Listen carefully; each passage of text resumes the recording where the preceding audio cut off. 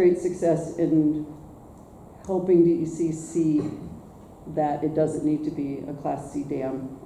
We've proven that with our last emergency action plan engineering report, where they showed that if this dam were to burst, unless you happen to be fishing at the bottom of that dam right there or on the other side of it, there really isn't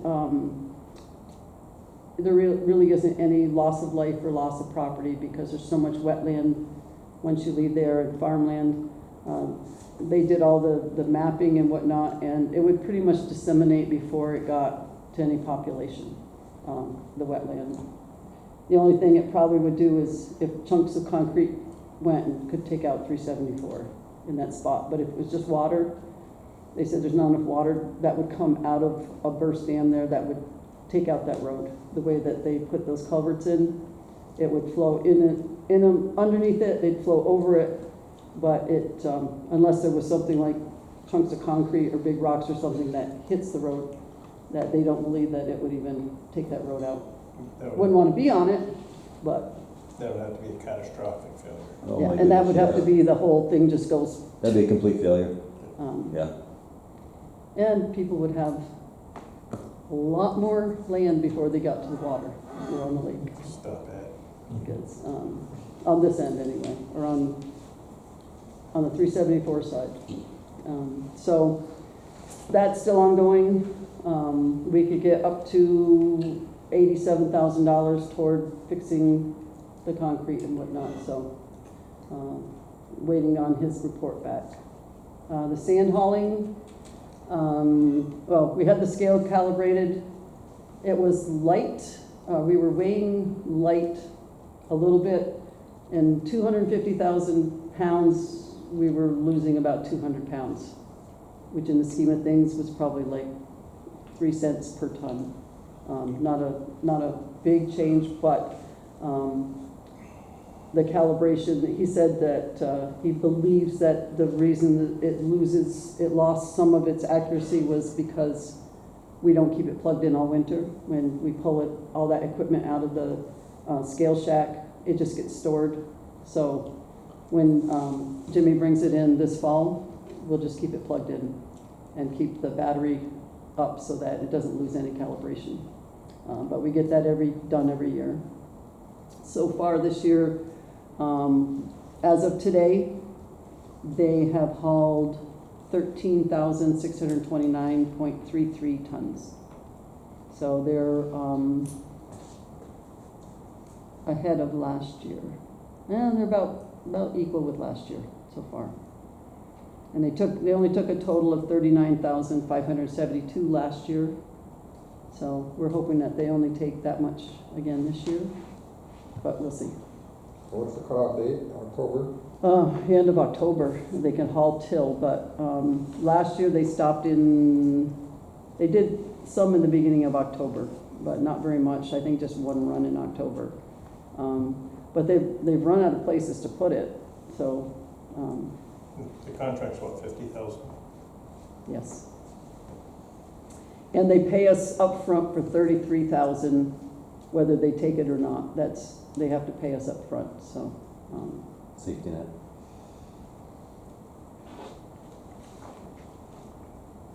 Plus they haul from another landowner from 274. What's that? They also haul from the flats or. Yeah, they're hauling a lot of sand. They're not just getting it from us, they're getting, I don't know who owns that property. I understand that they're Paper company, right, what they call the tar plants, right where the substation is. Now, they were saying that if you just go back in there a half mile, they got a big base on there too. Who owns that? That's paper company. That's all Republic Steel land is all bought by paper company. Actually, it just changed hands. I don't know the name of the new company. Same as Bradley Pond, eh? Same owner, isn't it? Same outfit? Bradley Pond, Birch Hill, I mean, it's a good chunk of property, but I don't know the new owner's name. I know Lassiter owns, is it Lassiter? No, it's not, definitely not Lyle. It's a company out in Newton, North Carolina. They own millions and millions of acres. Okay, and vandalism update. So our insurance policy had a $5,000 deductible. So we'll be paying $5,000, the insurance company will pay the rest. The invoice came in at around $9,000 to replace 3 doors, all the hardware, because they basically kicked the doorknobs where they broke those, 2 windows, toilet, 2 sinks, ceiling in the bathrooms, did a couple other, the railings on the thing, electrical outlets in the pavilion. So there was a smattering of damages that, but that's been fixed. The highway guys put 7 tons of, and Jason put 7 tons of rubber mulch down on the playground on the beach. We've got another ton to go on the playground on Wilford King Road, and we've got 2 tons to put on the playground in Phillips Court. I was gonna ask you about that one. Where'd the wrestlers go? That was, well, I talked to them earlier this morning saying, with steel and, with soccer and baseball and this and that, of course, the wrestlers are on other sports and whatnot. So I cried to the highway guys. They had just finished hauling tar. I'm like, hey, if you guys aren't doing anything, if you could bring those bags of mulch over to the playground, we could probably, so they took it upon themselves to spread it. They spread. They didn't take very long. Yeah. Used that new I-mount there, but Yeah, do you just see took it? the attachment off and just used a square piece of it and just kind of moved around and make the rest of it. Yeah, so, Pretty good. So speaking of, I don't know if it's mutual service or whatever, but I mean, there are a ton of trucks running 374 with tar and fill. Mhm. Where are they tarring? but they're tarring, Ellenberg is tarring behind Chattagay Lake and doing all the little roads around Chattagay Lake And they in did just Ellenberg about all of district. them. They also tarred half of Tobacco Road too. I did everything but the trucks or anything, because they just did that 2 years ago. Yeah, so that's where all the, That's where all the trucks are going? yep, They're done now. yep. Man. Yeah, they finished today, I think. But yeah, he did it all at once. I mean, I see they even had Chattagay involved in that. There's a couple of Chattagay. oh yeah, he had, Plattsburgh was hauling for him, Chattagay, Ellenberg, Tom Clinton. A lot of Yeah, private too, a Buster lot of was- private. yeah. I saw a couple of Laware's trucks going through too, so. The county's been And they got working the Flow Boys. I They think the had, county's been working on Shady Lake River too. and, yeah, I saw several Flow Boys go by. I mean, yeah, everyone. Well, they've been hauling the stone up, right there by where Beaver Dam is by Young Road. Mm, They're stockpiling everything to do their shoulder back up and stuff. so, Okay. yeah, a lot of traffic. Okay, old business continued. Approve hiring the following, I need a motion for this, to approve hiring the lifeguards for the new season starting Saturday. We're late this year because graduation is late, and of course, all of our lifeguards are students, so we have our returning lifeguards, Emily as our supervisor there, and then Kyle, Tristan, and Kingston, they're all returnees, and we have 2 new lifeguards, Connor and Chloe. They'll all be 15 per hour, except for Emily's 15.25, and she's basically gonna run herd on the new kids and train them. She's gonna do safety drills with them, some surprise safety drills, keep them on their toes. So I need a motion to approve those hirings, I'll please. go ahead and make the motion to approve the new lifeguards at a rate of $15 an hour, except Emily for the 15.25 rate for the 2024 season. Second. Any more discussion? Roll call, Jim? Yes. Jason? Yes. Mike? Yes. Joey? Yep. Deb? Yes. JCEO update. Brooke is located here now, just to let everyone know that the JCO for Dannemora is now in this building. Better access for folks on this end of town. I had my first complaint today from somebody who called complaining that we moved it out of the village, wanted to know why, who made that decision, so on and so forth. The decision was made because the village was charging JCO rent to be in that building. And JCO doesn't pay rent, they're providing a service. It's the only place in Clinton and Franklin County that was charging rent, $200 rent. $200 a month. Nicole, the CEO of JCEO, called me, asked if there was something I could do. So I called Sean with my town supervisor hat on, saying, hey, the town pays them to be here to provide this service. The village doesn't pay anything toward this. Your contribution is providing space. And that's the way it's always been. And I ran up against a brick wall that had to charge rent. So then I took my supervisor hat off, put on my president of JCO board of directors hat, and said, then we're going to move them out of there because the $2,400 you want from them for the year can be put toward programs. So we did what used to be our way back storage where we used to keep documents, supplies, all of that stuff, junk.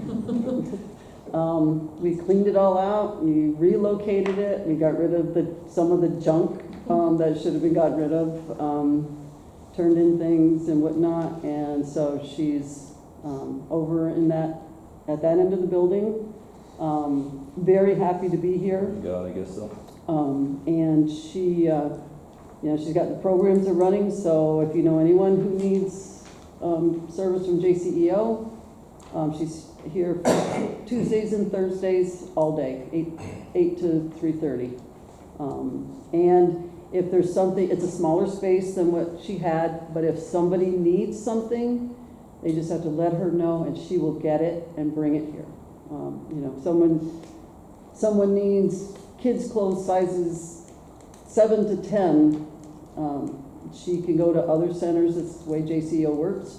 She can ask for that from other centers and bring it here, box it up, and have it for somebody. So it's a service organization. Keep applications, medical transport. Somebody needs to get to doctors and they don't have a way to get there. Medical transport can bring them. They can arrange for that. So just let people know. If you know somebody who uses JCO, and she knows that there are a couple people that were in the village who used them and needed to have that service in order to get by. She has already contacted them and reached out to them, and she will still provide service to people who don't have a transport to get here. She'll bring it to them. When she gets off at 3:30, when she's done here, if there's somebody that needed a box of food or whatever, she'll transport it to them. So trying to make it as seamless as possible, but and the people that are in the village can go to Saranac, or they can go to, or they can come here.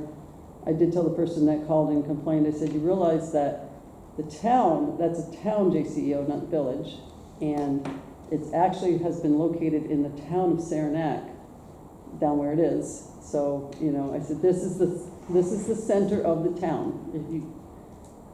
From either end, this is the middle. So, we're not trying to take it away from the village, but we had to, we couldn't watch them have to pay rent in a place. It was getting, Jesus word, but it was getting a little toxic down there too. They did not have a warm reception from the community center there. It was not a hospitable location for them. So One more thing on there too, if people if you're trying to get rid of something or something, it's not a bad thing to stop and talk to her about it, because they accept donations too, depending on what it is. Mhm. Like somebody might wanna get rid of a bed or something, and you talk to her, she's like, oh, I know somebody needs it, and Yep. so it's not a bad thing to check on that too. Yep, yeah, if you have, big pieces, she can contact, the JCO, they'll come and pick up, like if you have a bed or you have something big that you wanna just donate, they'll come and get it from you, so, it's a good organization to use. Comprehensive plan, put out for people to volunteer to be on to do the comprehensive plan, but, did not get anybody to take us up on it yet. So it's still out there. If you know anybody, spread the word.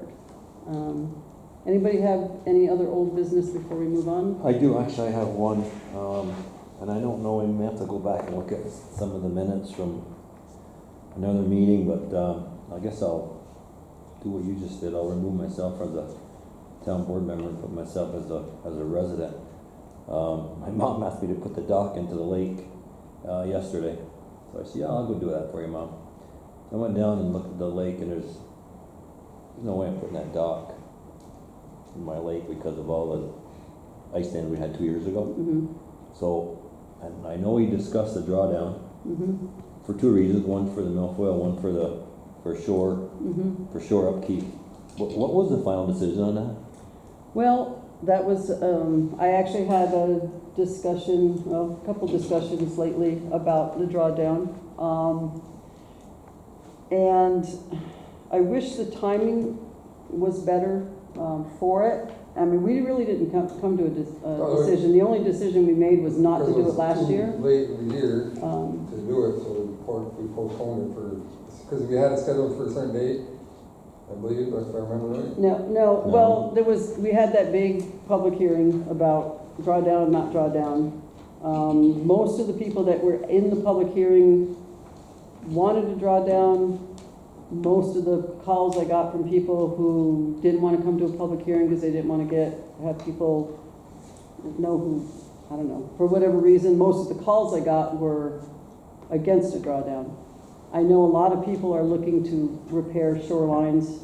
When I talked with Frank the other day, we talked about, doing something at the boat launch, trying to improve that concrete, Abutment there.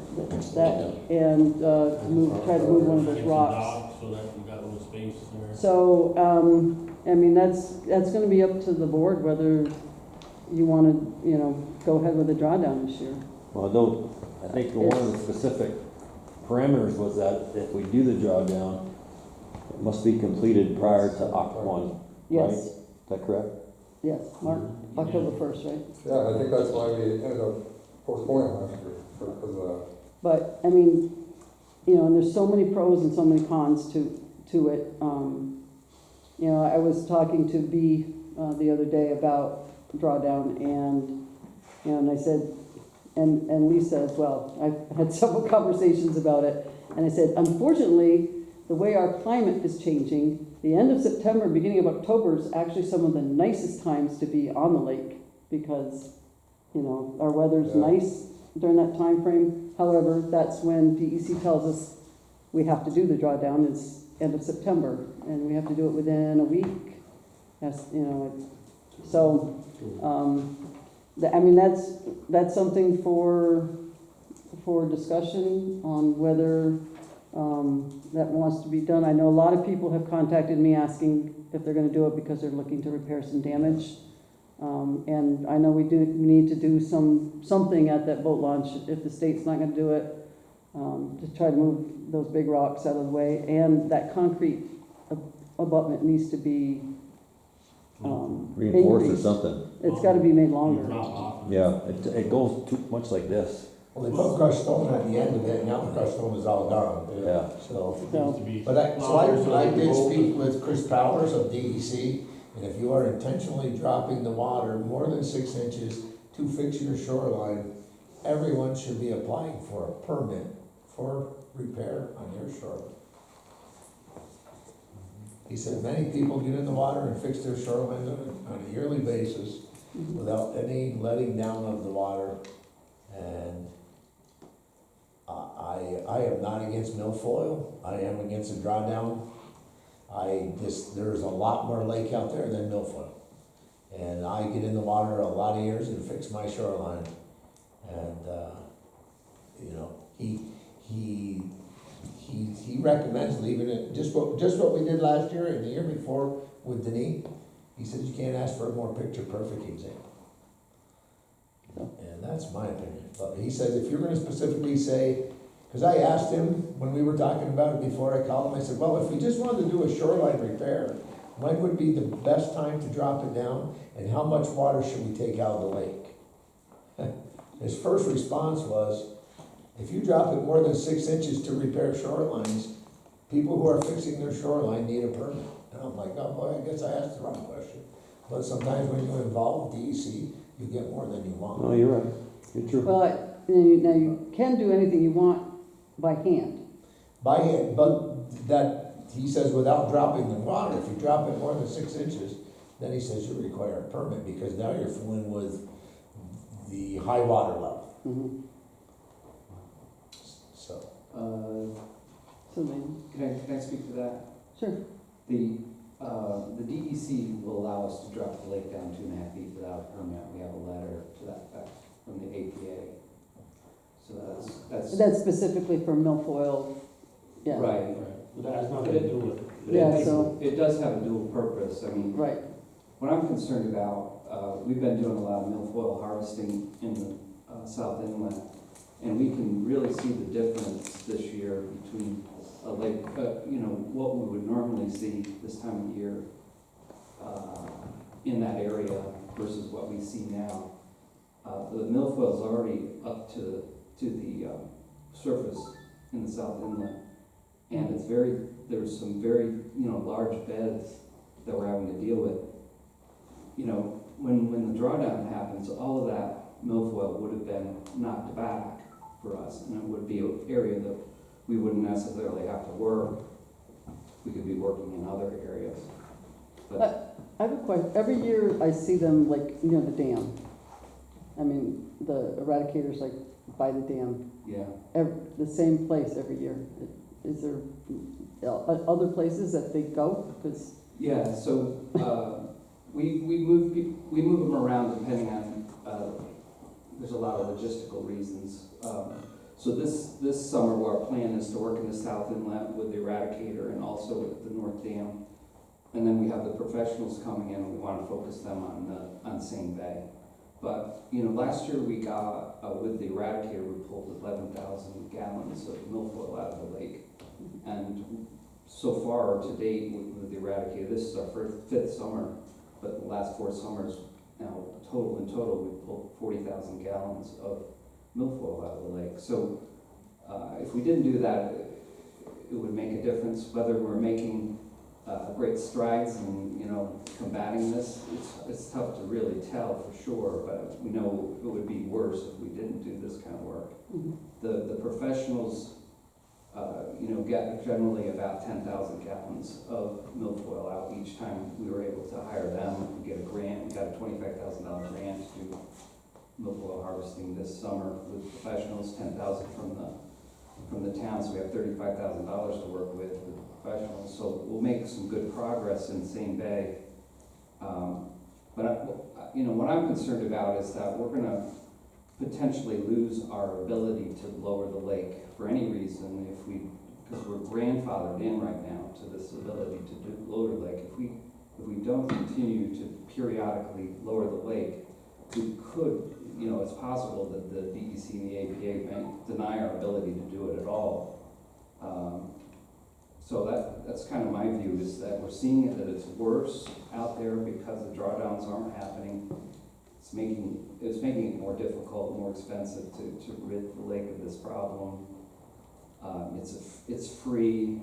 We're not going to spend hundreds of thousands of dollars on a chemical that's a kind of a divisive issue, and it works. We have scientific proof that it works without affecting other native vegetation. So, You know, I just feel like it's a good solution for the time that we're in, you know, because it's effective, it's free, and it works. Well, I disagree in one point where you say it doesn't affect anything else, because we don't have a study that says that it doesn't affect anything else in the lake. And that was the big issue with that original permit in 2011, where they wanted the 4-foot drawdown, and they said that was fine, but give us data showing that it's not gonna harm the mammals in the lake and the other critters in the lake and the other vegetation and so on. And when the people at that time didn't wanna go through that process, then they did an end run with Betty Little to get her to tell the APA to allow the 2.5-foot drawdown. Well, I was part of that process, not maybe as involved as I am right now, but I wouldn't call it an end run. I think it was a compromise, which is always, I think, good to try to reach compromise. The DEC, to do a 4-foot drawdown, the DEC was requiring, you know, studies that would cost $20,000 to $30,000 to $40,000, and nobody had that kind of money to be able to do those studies. Our desire, it would be to do some sort of, first of all, the surveys that are done after the drawdown, you're right, are only focused on vegetative aquatic life. And so those surveys that have been done, and we have like 4 or 5 of them, consistently say that the drawdown is working to manage the milfoil without affecting other native vegetative species. We have not gone to the next step. I think we should, but the next step would be to look at how the drawdowns affect other aquatic life in the lake. I agree with you. We'd like to do that. It's just expensive. We have a proposal from a company that does these biotic surveys, and I think ideally we would do one before the drawdown and one after to see if it has any negative impact. But they're about $20,000 a piece, so it's a cost issue. But, you know. Where are they based out of, Mark?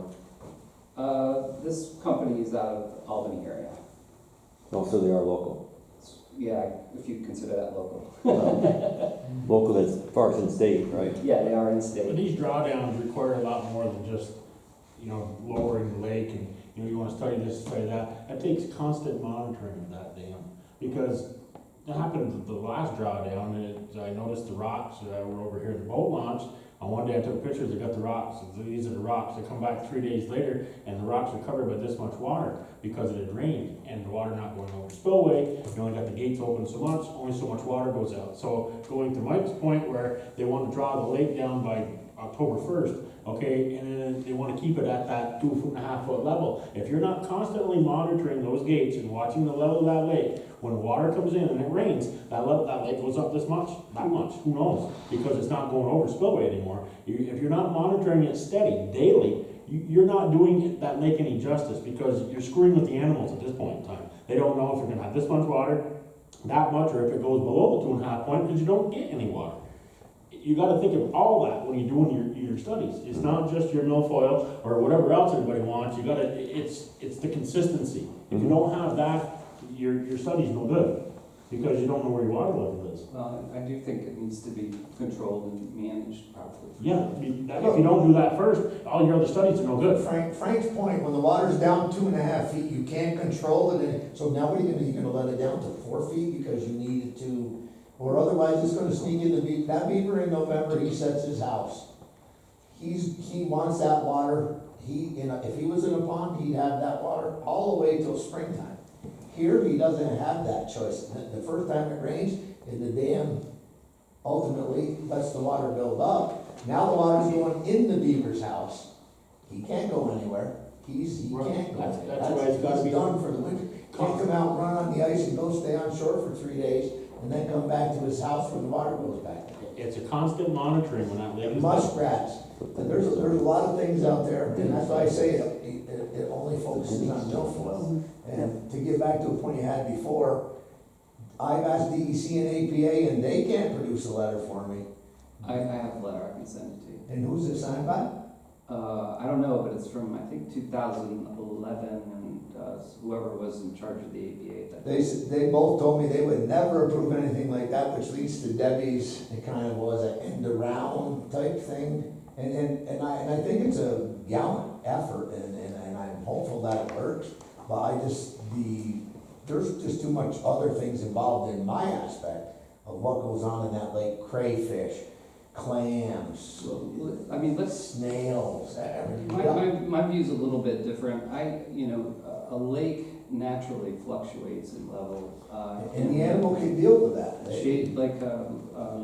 Lake Champlain, just in a season, it varies 6 feet in elevation. Summertime doesn't matter to the animal, they don't care in the summer, they care in the winter. But that's just a natural fluctuation. But that's being done naturally at Lake Champlain. Here, man is playing with it. Well, I agree with you. I mean, I think we're artificially pinning Chazy Lake at a particular elevation, which is unnatural in my view, but. Most of your milfoil is where the land would have been in Yeah. 1919. I agree. 1900. I agree. That's where your milfoil is, Yeah. and it's growing in the dirt that's there that never got Yeah. washed away. It took 3 million years before that, that lake was, all the water's gone. So You're that's why abs- you got milfoil, because you got vegetation there. You're Because you've absolutely got- right. That's our 3 worst areas for milfoil are the areas that were The old shoreline. flooded. Old shoreline. The old Shoreline, shoreline. basically.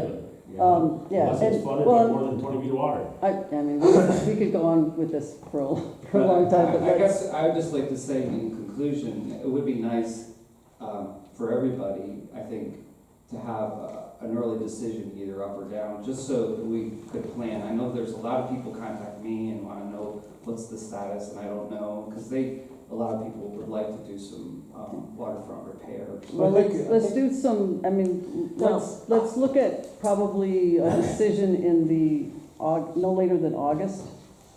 Because I know a lot of people have contacted, and if they need to get a permit from the DEC, We do it they're timely. gonna have to do it by August.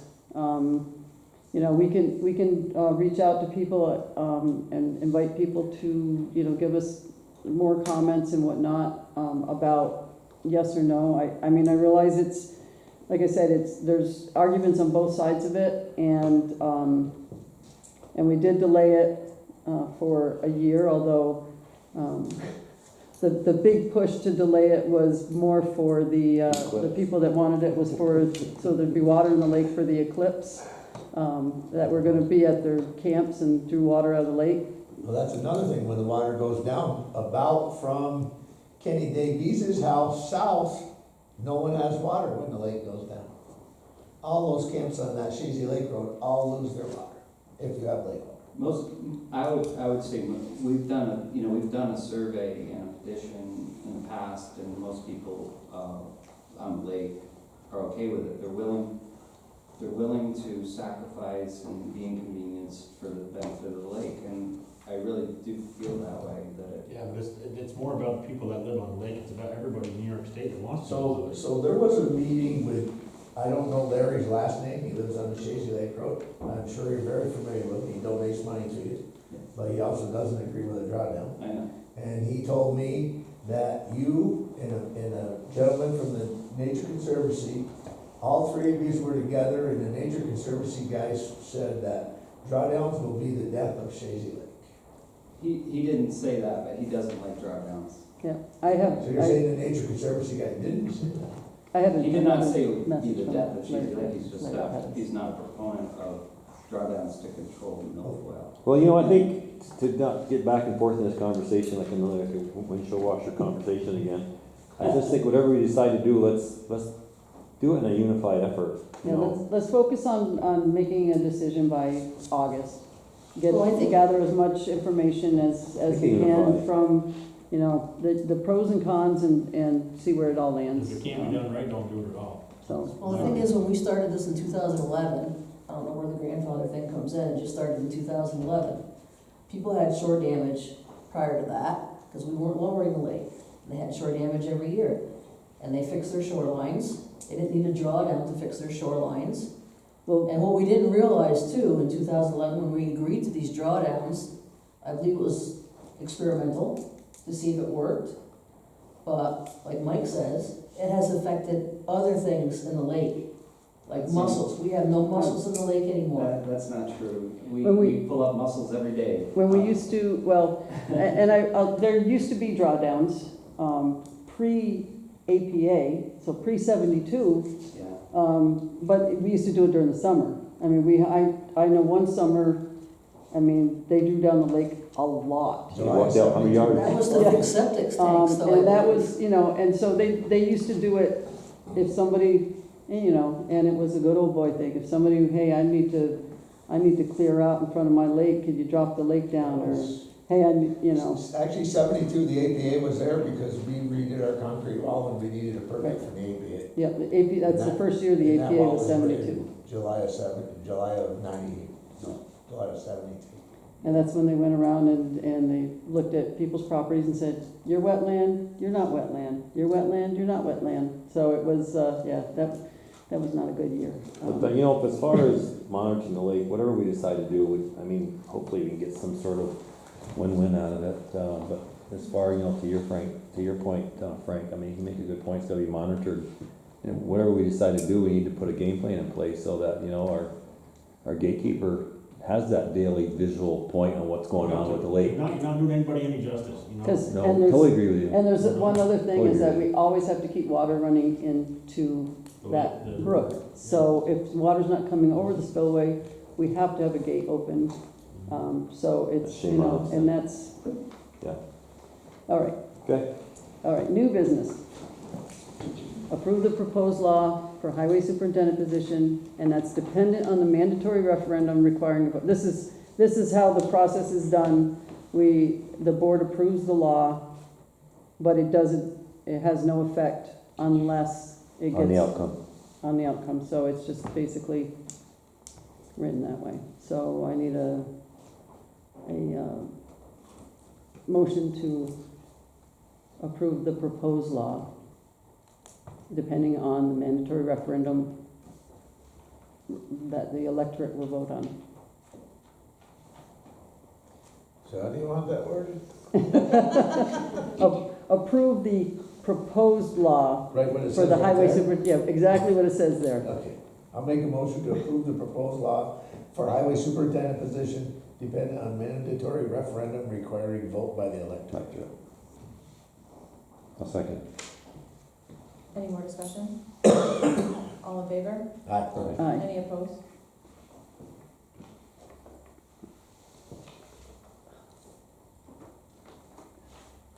I got something to say on this, if I can, because I've lost my 3 minutes from the last time. And Joey had mentioned that he wanted a professional to do this job, because, that's what he wants, he doesn't want somebody that doesn't have any experience. Well, what about the supervisor's job? That's somebody that's dealing with millions of dollars here. There's no qualifications for that job. A lot of places have city managers or, that you actually have somebody that has a business degree or, in that range, for that job. And not to pick on you, Debbie, but it goes in line with that one, you want a professional there, but I want a professional here then. You know what I mean? If we're gonna do that. I'll give it up. I'm just saying though, it's tit for tat, you know what I mean? It's the same thing, you don't need no qualifications to deal with millions of dollars, but you want qualifications to drive the truck, you know what I mean? I don't get to where you're going with this. Well, I think, go ahead. Well, I mean, that part of it is not as, having somebody, a professional there, that takes care of the situation where we have things that we discussed that I said I was not gonna bring up in public meeting.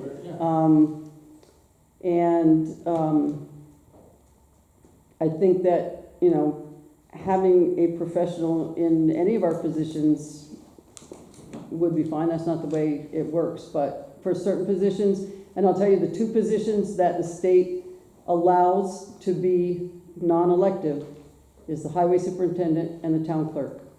Those are the two positions that they say can go either way, elected or appointed. It doesn't allow for board members to be appointed. No, but like city managers, I've heard of that before. Right, I mean, And that would that's be- a city organization, right. but. That would be in addition to addition to what the they're- the supervisor's position is still there, but you've Right. got somebody that's the bean counter, basically, Mhm.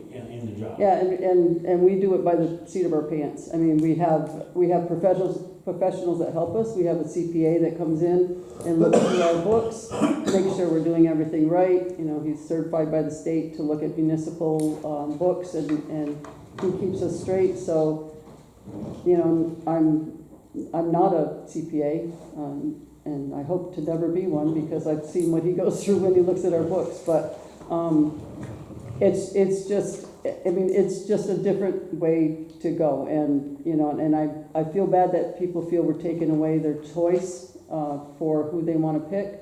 In the last 8 years, there hasn't been a choice, because we have only had one person run. And like I said before, there's a very great possibility it won't pass, because it hasn't passed in other towns, local towns. But you know, Yeah, and to that, you know, to Debbie's I point. can't really say Yeah. what I want to say. We can't go too far in detail, because there's a lot of things, you know, that we discussed in an executive session that I would say probably change your mind, Frank. Well, But hang on, let me finish. okay, yeah. But to also to your point, when you say the word professional, I'm not saying the guy's gotta have a four-year degree with a master's to be able to sit in the highway superintendency. I'm just saying they gotta have some sort of basic knowledge, understanding what it takes, number one, to run a crew, number two, understand equipment, number two, maintain equipment, and number two, be able to do the job, when he's supposed to do the job, when the minute he starts the day and when he ends the day. So there's a lot of issues that we have dealt with here in the sidelines that we have decided to say, is it time to rethink and think out of the box on something different? Well, I get your point, but it's like, I believe that's for the people to decide, you know, because we've had good men here that have done their job. Wayne Talbot, for one, that man was on the road every day. He did his job, the men didn't like him. You know why the men didn't like him? Because he made him work, you know? That was a good supervisor. He didn't have to go out and shovel every day. He'd tell you, go here, you go there, you go here, and I'm gonna go over here. That man managed it. Jeff, not as much, but Jeff was that type of guy. You know, he would tell you what to do. He could manage, not as good as Wayne. And I mean, before then, I'm too young to remember. Well, you know what I mean? and that's great, but you can't guarantee that's the kind of person you're going to get when you elect them. You can't You can guarantee guarantee that it if you hire. hire. No, you can guarantee it if you hire him. If the application says you will have this, you will do, you know, you will do this. You will be to work when the men get to work, and so you will tell them what their job's going to be for that day or for that week or for that month. I mean, tell them what they're going to do in the next hour. That would be great.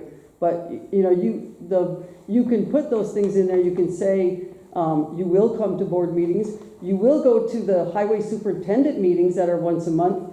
That's where you do all your networking. That's where you can jump on with another town and say, oh, you're paving?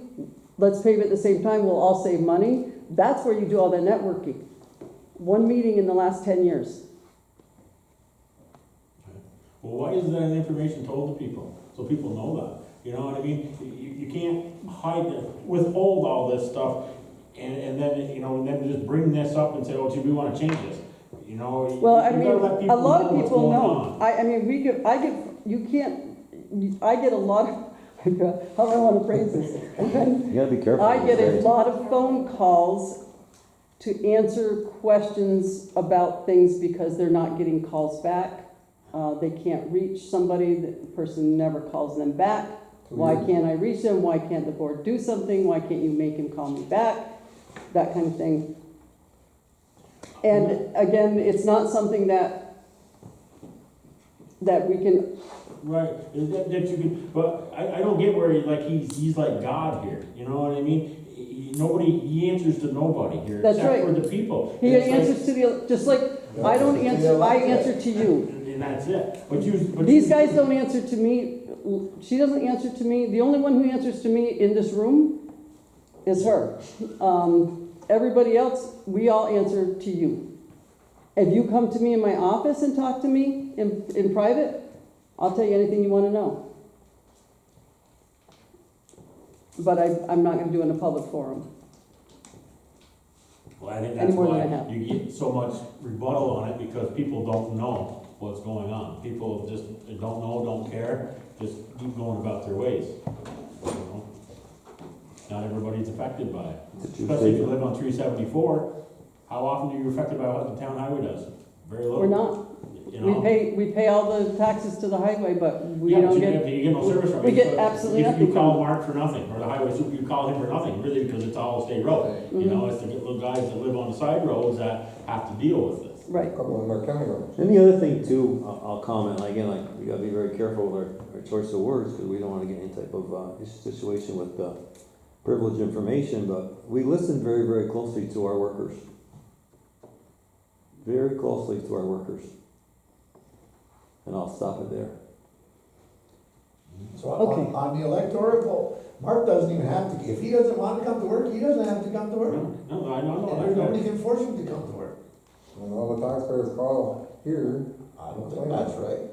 No, I don't think so, yeah, and if that's the way that book is written, it's written wrong, you know what I mean? It's not written for today's Right. world, you know what I mean? There should be, you know, you should show up at least 20 hours a week, you would think, you know what I mean? Make it a part-time job, you know, and have to do A, B, and C, and D. Well, there's some type of laws in that book, apparently, because it's that thick, there's something. There is, it's very, very difficult, extremely difficult, and I read that book from front cover to back cover twice, by the way. And there is a section in that book that if you can validate the elected officials' duties of being negligent, we can get rid of them. But to do that, it's very difficult. That would be under the And you malfeasance. can't do it, Yeah, it's not feasible. the I've read the district book too. attorney has to do it. I read the book, Yeah, but so- if that's what's going on, then Okay, so, well, let's, Well, yeah, I took my 3 minutes. let's carry on. Everybody has a Okay. chance in November to vote for it, you know what? Don't vote for it. Okay, so did we finish that vote?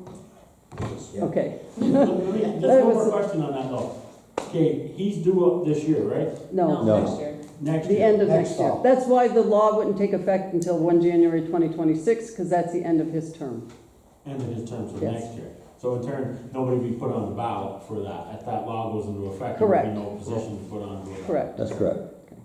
Okay, so attendance, the Adirondack Association of Towns and Villages, I went to that meeting, and a portion of it was about short-term rentals, which, was a very interesting, I talked with, there's a certified New York State code enforcement officer